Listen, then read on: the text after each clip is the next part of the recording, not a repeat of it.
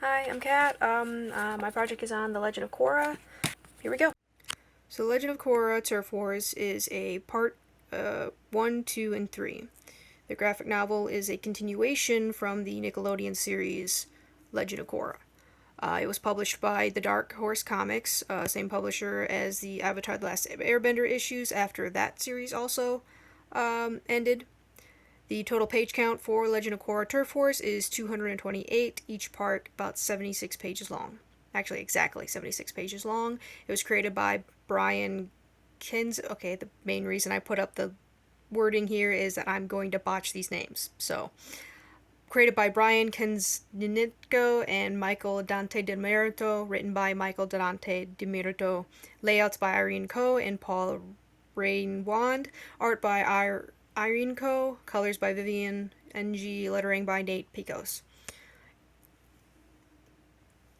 So Legend of Korra works well with the 3-act structure. Act 1 would be pages 1 through 59. It sets up the story, sets up the characters beautifully. Act 2 starts around page 60 with the first battle within the story. It's Korra and Team Avatar fighting triad members in the city from attacking the portal. Act 3 starts with page 216 if you go through the full count, or page 64 of part 3. It's when all the battling is done, hero saves the day, everybody gets to go home happy. So the main goal within Legend of Korra Turf Wars is that Korra wants to help protect the land around the spirit portal that opened up in the last episode of the last animated series. And one of the reasons she has to do this is that there is currently turf wars, hence the name Turf Wars, going on between triads within the city. They are fighting each other and as well as the police force. And in general, Korra is also just trying to help protect the people of Republic City as well. Her other side goal is also to just simply keep her girlfriend safe, which can always be a problem, as in the world of Avatar, everybody seems to want to fight the Avatar. There's a solid story arc. Within Republic City, the main city within this world, there's different kinds of triads, and the government are kind of at war with each other, and the Air Nomad tribe is trying to keep the peace. Korra steps in when she needs to as the Avatar, the master of all 4 elements. In the beginning, it is mostly introductory and getting to know Korra as she is after the animated series. Her and Asami's vacation and all that.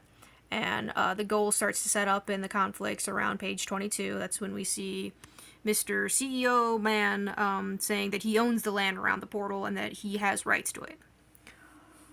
And then we move on to the middle, and nearly all of it is conflict and a lot of physical fighting within the triads, and Korra stepping in and trying to find Asami when she goes missing. And the last part, the ending, is everyone gets a happy ending. Spirit Portal Land ends up being safe, peaceful, in peaceful hands. Korra's and Asami relationship is only stronger, and the people of Republic City end up with a president that actually cares about them. It's a nice, happy ending, resolution and everything. So the main story arc is definitely the protagonist, Korra's. She is the Avatar, the master of all 4 elements, and her character arc revolves around a relationship with Asami. At the very beginning, we get to see them just starting the relationship with their vacation in the spirit realm. As the story continues, Korra is very worried about Asami being hurt, being taken away from her, and it's fair point, as she is the Avatar, and people are going to want to hurt Asami for that reason.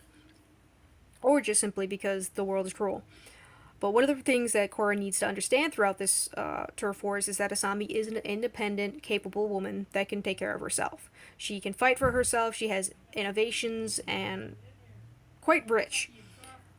And over the course of this Turf Wars, Asami helps Korra realize that they are better as a team, and that they work well together because they are together. And Korra finally comes to that same realization that as long as they're together, everything's going to be okay. Transitions. So there's quite a few of them, obviously. It's graphic novel. The main ones I noted, though, were quite important, were the ones between issues, meaning the readers would have to wait an entire year before they get to know what happens next. In the first one, it's a revealing, kind of shocking one that shows the antagonist calling himself a freak because he gets changed physically by an encounter with spirits.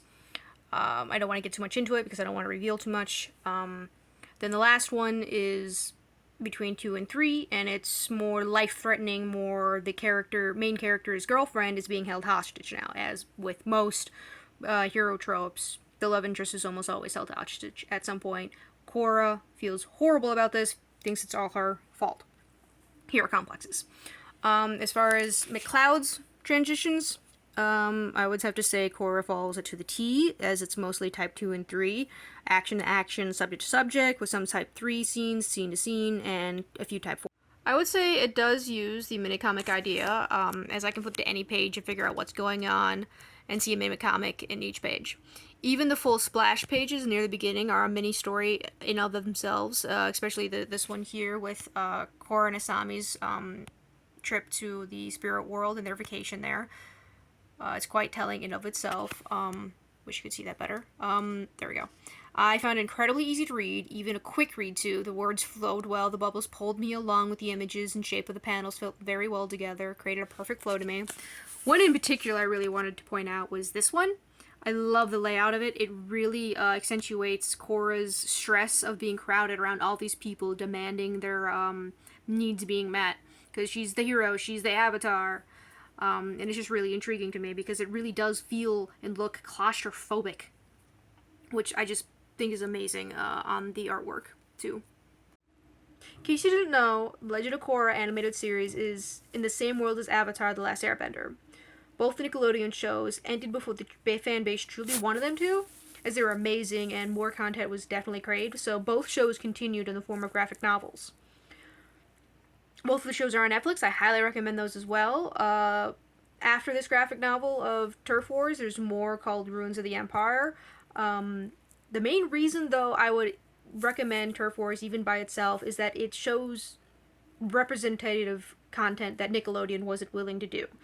And it's another reason I love the series. It's another reason I hope they continue. Cross your fingers, because it's not necessarily just children or orientated, as anybody who knows the Avatar series, can get very political and emotional and moving, but